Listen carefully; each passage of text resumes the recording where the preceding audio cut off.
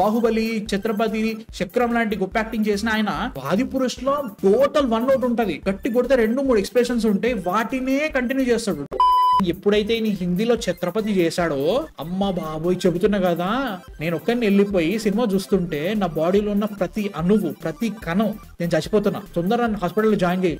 సినిమాలో ఒక సీన్ ఉంటది భయ్య, ఈయన రా కోసం ఇంటర్వ్యూ కని వెళ్తా ఉంటాడు. యు ఆర్ రిజెక్టెడ్ అంటే అక్కడ అన్న డైలాగులు, అన్న యాక్టింగ్, అన్న పర్ఫార్మెన్స్ ఉంటది. చచ్చిపోతాను అక్కడే, నీ వల్లైతే సచ్చినా కాదన్నట్టు అంత దారుణంగా ఉంటది. So worst acting in TFI చేయొద్దు అనుకున్నా, చేయాల్సి వస్తుంది. మొన్ననే ఏజెంట్ చూసా, నా వల్ల అయితే కాలేదు అనమాట. హైలైట్ ఏంటంటే ఈ లిస్ట్ లో ఉన్న యాక్టర్స్ లలో majority of the actors one of the best actors. But ఇలాంటి సినిమాల్లో ఇలాంటి యాక్టింగ్ చూసిన తర్వాత నా వల్ల అయితే కాలేదు అన్నట్టు.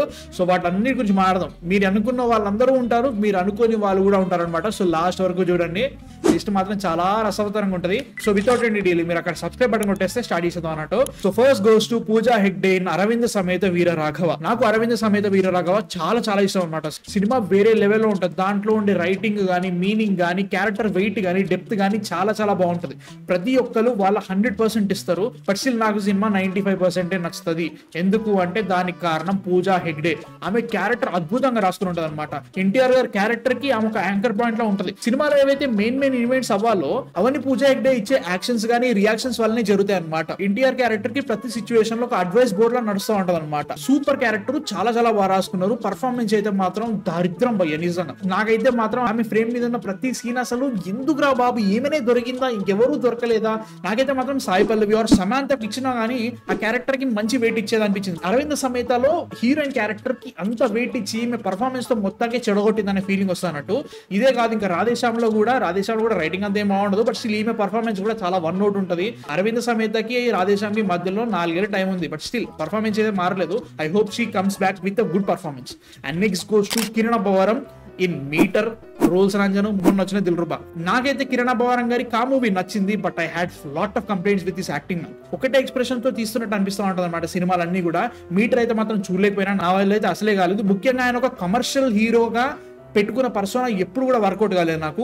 కొంచెం కాన్సెప్ట్ ఇంట్రెస్టింగ్ గా ఉంది, స్క్రీన్ ప్లే కూడా బాగానే అనిపించింది, క్లైమాక్స్ చాలా బాగుంది. బట్ పర్ఫార్మెన్స్ అయితే మాత్రం చాలా ఇంప్రూవ్ అవ్వాలనిపించింది. దిల్రుబా వచ్చింది, దిల్రుబాలో గట్టి కొడితే 2 ఎక్స్ప్రెషన్ ఉన్నట్టు అనిపించింది. అయితే మాత్రం ఇది హార్ష్ గా అనిపిస్తుంది. But I'm really rooting for him.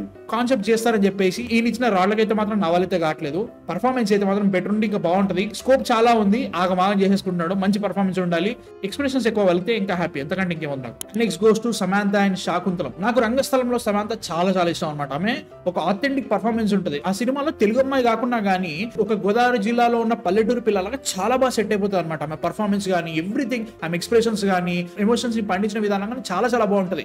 కట్టు శాకుంతలం చూస్తుంటే మాత్రం నాకు ఏడుపు వచ్చింది రా బాబు. టెక్నికలీ రంగస్థలంలో ఆమె డబ్బింగ్ చేయలేదు కాబట్టి బాగుందేమో కానీ, శాకుంతలంలో ఆమె డబ్బింగ్ ఆమెని చెప్పుకుందామని ఎవరిచ్చారో కానీ ఐడియా మాత్రం నా వాళ్ళైతే మాత్రం అస్సలే కాలేదు భయ్య. సినిమాలో చాలా మంది వెటరన్స్ ఉంటారు, సినిమాలో చాలా మంది న్యూ కమర్స్ ఉంటారు. మధ్యలో స్టార్ గా సమాంత ఎవరంటే ఎవ్వరు వాడలేదు. సమాంత ఏడ్చినా, నవ్విన, ఏ రకమైన ఎక్స్ప్రెషన్ ఇచ్చినా కానీ శాకుంతలం నాకైతే మాత్రం చిరాకు వచ్చింది భయ్య. She's a good actress, but Shaakuntalam was a bad one. నా వాళ్ళైతే అసలే కాలేదు. And next goes to Ram Charan in Zanjeer. ఇప్పటి వరకు నేను జంజీర్ చూడలేదు, బట్ ఈ వీడియో కోసం కొంచెం చూడడానికి ట్రై చేశాను. రామ్ చరణ్ గారి యాక్టింగ్ ఉంటుంది దాంట్లో.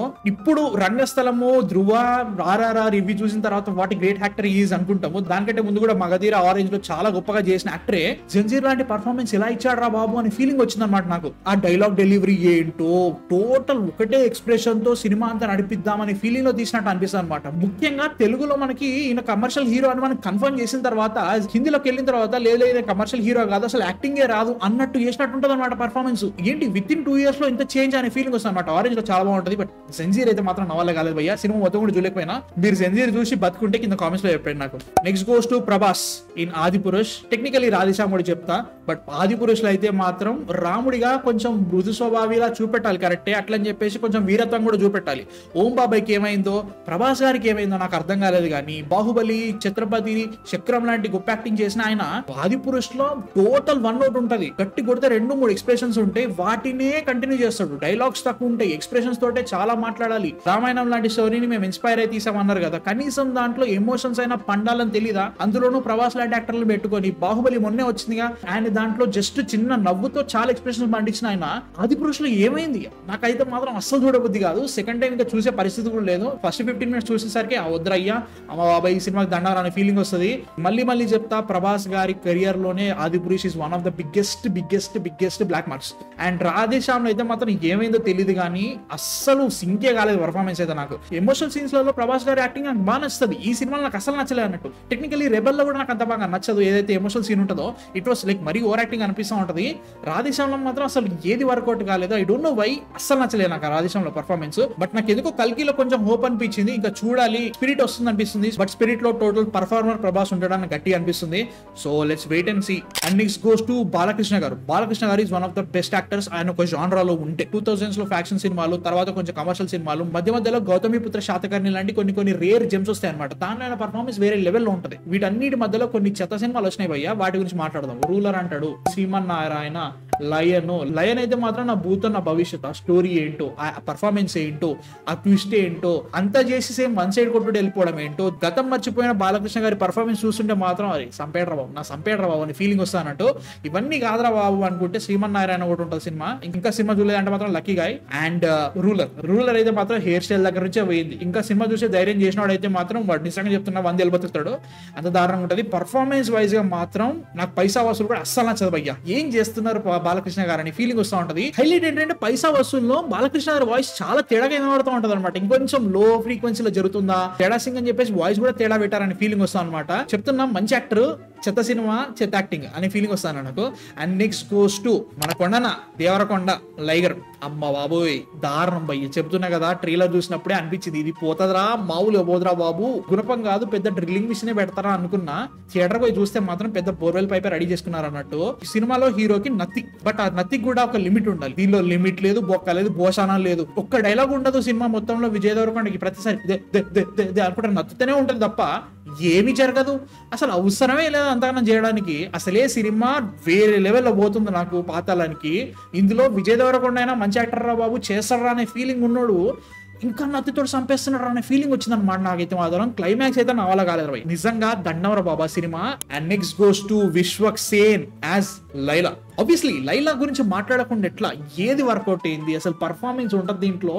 నేను ప్రతిసారి చెప్తున్నాను అనుకోకండి కానీ విశ్వక్ సేన్ లెక్క కూడా లేడు దీంట్లో. అంటే విశ్వక్ సేన్ లా నటిద్దామని చెప్పేసి విశ్వక్ సేన్ ఇమిటేట్ చేస్తే అది కూడా ఒక ఫీమేల్ ఫామ్ లో తీసుకొని అక్కడ కూడా విశ్వక్ సేన్ లా కనిపిస్తే ఎలా ఉంటుందో అలా ఉంటది. నాకు అర్థం కాలేదు సార్. నాకేం అర్థం కాలేదు. సినిమా కూడా అలానే ఉంటుంది భయ్యా. ఏం చెప్పాలి భయ్యా ఈ సినిమా గురించి చెప్పు, నాకు అర్థమే కావట్లేదు. క్లీషేస్ అన్ని ఉంటాయి. పర్ఫార్మెన్స్ ఫస్ట్ హాఫ్ లో మెకానిక్ రాకీకి దీనికి కొంచెం పర్వర్జన్ పెంచారు తప్ప ఏం మారింది ఏముంది నాకేం అర్థం కావట్లేదు. గామి లాంటి గొప్ప పర్ఫార్మెన్స్ ఇచ్చినోడు, టెక్నికల్లీ గ్యాంగ్స్ ఆఫ్ గోదావరిలో కొంచెం హైట్ అండ్ ఉన్నా కానీ పర్లేదని పర్ఫార్మెన్స్ ఇచ్చినోడు, ముఖ్యంగా అశోకవనంలో అర్జున కళ్యాణం లాంటి సినిమాలో ఉన్న పర్ఫార్మెన్స్ చూసిన తర్వాత విశ్వక్ సేన్ అయినా ఇది తీసింది అనే ఫీలింగ్ వస్తుంది. అంత దారుణంగా ఉంటుంది అనమాట. ఇది ఓటీటీలోకి వచ్చింది, చూద్దాం అనుకుంటే చూసేయండి. మీ ప్రాణాలకి ఏమైనా ప్రమాదం అయితే నాకు సంబంధం లేదు భయ్య, ముందే చెప్పేస్తున్నా. And next goes to Chiranjeevi garu is one of the best actors in Indian cinema. నేను తెలుగు అని చెప్పాను, ఇండియన్ సినిమాలోనే one of the best actors. Rudraveena, Aapadbandhavudu, comedy version లో అందరివాడు, శంకర్దాద ఎంబీబీఎస్, ఇంకా ఎమోషనల్ మీడియాలో చూసుకుంటే డాడీ లాంటి గొప్ప సినిమాల్లో గొప్ప పర్ఫార్మెన్స్ ఇచ్చిన మన మెగాస్టార్ అటు తిరిగి ఇటు తిరిగి మెహరాన్నకి దొరికాడు చూసారా, అక్కడే మన డౌట్ పడింది అన్నట్టు. అమ్మ బాబోయ్, అంటే ఫస్ట్ హాఫ్ లో కూడా పర్లేదురా బాబు ఏదో చేస్తున్నాడు మెహర్నోళ్ళని పైత్యం అనుకుంటూ చూస్తున్నా. సెకండ్ హాఫ్ లో ఎప్పుడైతే ఫ్లాష్ బ్యాక్ వస్తుందో, ఫ్లాష్ బ్యాక్ లో ఎప్పుడైతే శ్రీముఖి వచ్చిన తర్వాత ఎప్పుడైతే ఖుషి సీన్ వస్తుందో అక్కడే చచ్చిపోబుదేంది భయ్య. ఆ రోజు నేను జ్వరంతో పోయిన థియేటర్కి. అర్థం చేసుకో ఇంకా నా జ్వరం ఏ రేంజ్ లో ఉందో. సినిమా క్లైమాక్స్ లో ఇంకొక 2 నిమిషాలు ఉండుంటే నా బాడీకి వెంటిలేటర్ యాడ్ చేద్దాం అనే ఫీలింగ్ వచ్చింది అన్నట్టు. ముఖ్యంగా చిరంజీవి గారి పర్ఫార్మెన్స్ ఉంటది. క్రింజ్ అనే పదం చాలా చాలా తక్కువ అనమాట, అంత దారుణమైన పర్ఫార్మెన్స్. ఆయన తెలంగాణ యాక్సెంట్ ఏంటో, ఆ పర్ఫార్మెన్స్ ఏంటో, రుద్దడం ఏంటో, పవన్ కళ్యాణ్ గారిని ఈయన ఇమిటేట్ చేయడం ఏంటో చచ్చిపోయినా బాబు, నేనైతే చూడలేకపోయినా. అమ్మ బాబు దారుణం పోయి ఆ సినిమా అయితే మాత్రం. విశ్వంబారావు వచ్చే కాపాడాలి, అప్పటి నుంచి ఇప్పటివరకు ఒక్క సినిమా కూడా లేదు మధ్యలో. And next goes to Bellamkonda Srinivas. ఈ వీడియోలో ఖచ్చితంగా బెల్లమన్న ఉంటాడని చెప్పేసి మీకు తెలుసు, నాకు తెలుసు, అందరికీ తెలుసు. కాబట్టి మాట్లాడుకుందాం, స్టార్ట్ చేద్దామా. అల్లుడి సీను, జయ జానకి నాయక, ఒక్క రాక్షసుడు సినిమా పర్లేదు అనే ఫీలింగ్ వస్తుంది. అక్కడి నుంచి కొడతాడయ్యా సాక్ష్యం అని ఇదని ఏది అసలు ఎక్స్ప్రెషన్ పలకనే పలకదు అయ్య గారికి. పోనీ ఇవన్నీ హీస్ ఇంప్రూవింగ్ అనే ఫీలింగ్ వచ్చింది రాక్షసుడు చూసిన తర్వాత. ఎప్పుడైతే ఈయన హిందీలో ఛత్రపతి చేశాడో అమ్మ బాబోయ్ చెబుతున్నా కదా, నేను ఒక్కనే థియేటర్కి వెళ్ళినట్టున్నా, ఎవడూ లేడా ఆ టైంలో. ఒకటే రోజు ఆడింది, తర్వాత మళ్ళీ థియేటర్ కూడా కనవాలి సినిమా. నేను ఒక్కరిని వెళ్ళిపోయి సినిమా చూస్తుంటే నా బాడీలో ఉన్న ప్రతి అణువు ప్రతి కణం నేను చచ్చిపోతున్నా. తొందరగా హాస్పిటల్లో జాయిన్ చేయి. ఆ ఏడుపు ఏంటి, ఆ అరవడం ఏంటి, అసలు ప్రభాస్ ఛత్రపతిలో ఆ ఇంటెన్సిటీ ఏంటి, దీంట్లో ఇదేంటి, నా వల్ల అయితే మాత్రం సచ్చినా కాలేదు భయ్య, నిజంగా చెప్తున్నా. వేరే లెవెల్ రాడ్ అది.